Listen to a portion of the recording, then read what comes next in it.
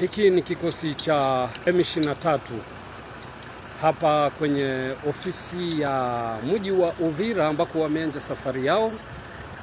Wanarudi nyuma kuacha mji wa Uvira kama vile ilivyoagizwa, na japo maandamano iliyofanyika hapo jana na wakazi wa mji wa Uvira, lakini ni kwamba basi askari hao wa M23 wameanza kuondoka. Sasa hivi ni saa 1 za jioni, wameanza kuondoka katika mji wa Uvira, na huu ndio mlolongo unaowaona, kila mmoja na silaha zake.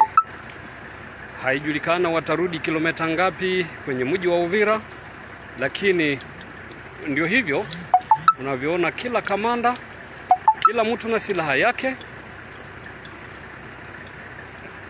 wote, yani ni kikosi kikubwa sana.